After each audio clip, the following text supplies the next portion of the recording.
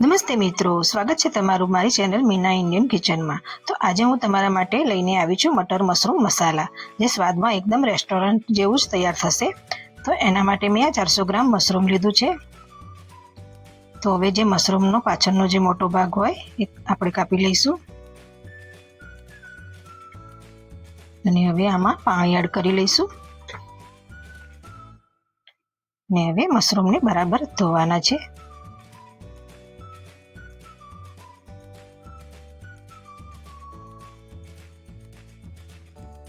તો મશરૂમને 2 થી 3 પાણીથી બરાબર ધોવાના રહેશે।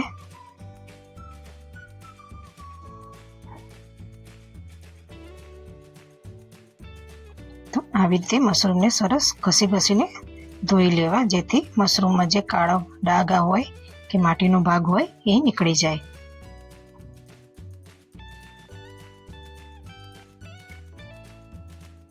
હવે મશરૂમને આપણે કટ કરી લઈશું। તો હું અત્યારે મશરૂમના 4 ભાગ કરી રહી છું। તો મોટા મશરૂમ હોય એના 4 ભાગ કરવા અને નાનાના 2 ભાગ કરવા। હવે એક કઢાઈમાં 1 ટેબલસ્પૂન જેટલું તેલ મૂકી દઈશું, એનામાં મશરૂમ એડ કરી લઈશું અને 1/4 ટીસ્પૂન જેટલી હળદર એડ કરીશું અને 1 ટીસ્પૂન લાલ મરચું એડ કરીશું અને થોડું મીઠું પણ એડ કરી લઈશું અને મસાલા સાથે મશરૂમને સરસ થોડી વાર સાંતળી લઈશું। તો અહીંયા આપણે મશરૂમ વધુ નથી સાંતળવાનું, લગભગ 1.5 થી 2 મિનિટ માટે સાંતળીશું। પાણી ના છૂટી જાય એનું ધ્યાન રાખવાનું છે।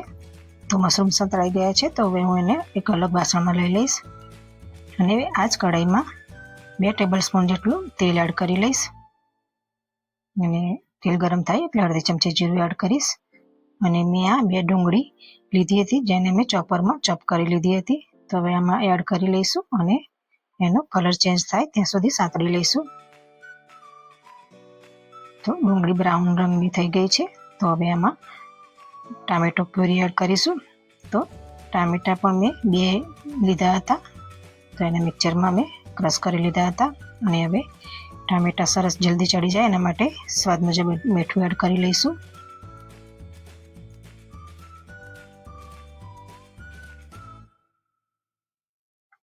અને ઢાંકીને 2 થી 3 મિનિટ માટે થવા દઈશું।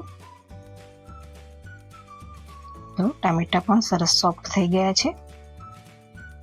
તો હવે અહીંયા આપણે મસાલા કરીશું। તો 1 ચમચી આદુ લસણ મરચાંની પેસ્ટ એડ કરીશું અને થોડી વાર સાંતળી લઈશું અને નાની ચમચી હળદર નાખીશું, 1 ચમચી કાશ્મીરી મરચું નાખીશું અને 1 ચમચી ધાણા જીરું પાવડર નાખીશું। તો આમાં મેં લીલા મરચાં વાટીને નાખ્યા છે, તેથી હું કાશ્મીરી મરચાંનો ઉપયોગ કરું છું, જે તીખું નથી હોતું, એનાથી કલર એકદમ સરસ આવશે આપણા શાકનો। અને હવે ગરમ પાણી એડ કરીશું અને ફરી નાખીને આપણે એને 2 મિનિટ માટે થવા દઈશું। તો જુઓ, આપણી ગ્રેવી સરસ તૈયાર થઈ ગઈ છે અને તેલ પણ છૂટું પડી ગયું છે। તો હવે ગેસ બંધ કરી દઈશું અને ગ્રેવીને થોડી વાર ઠંડી કરી લઈશું અને પછી 2 થી 3 ચમચી જેટલું દહીં એડ કરી લઈશું। તો દહીંને આવું પહેલાં થોડું સ્મૂધ કરી લેવું અને પછી એડ કરવું અને પછી બરાબર મિક્સ કરી લઈશું।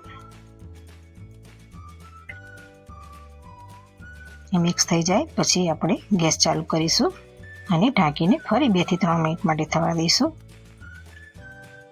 તો જુઓ, સરસ કેવી ગ્રેવી તૈયાર થઈ છે।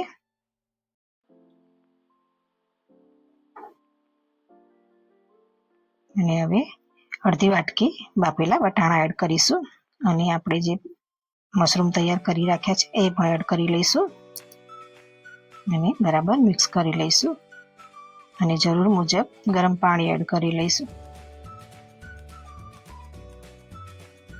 અને હવે ઢાંકીને ફરી 4-5 મિનિટ માટે થવા દઈશું ધીમા ગેસ પર। તો તૈયાર છે આપણા મટર મશરૂમ મસાલા અને હવે લીલા ધાણા એડ કરી લઈશું અને ગેસ બંધ કરી દઈશું અને એને ઢાંકીને આમ જ 2-3 મિનિટ માટે રહેવા દઈશું, જેથી લીલા દાણાની ફ્લેવર આવી જાય।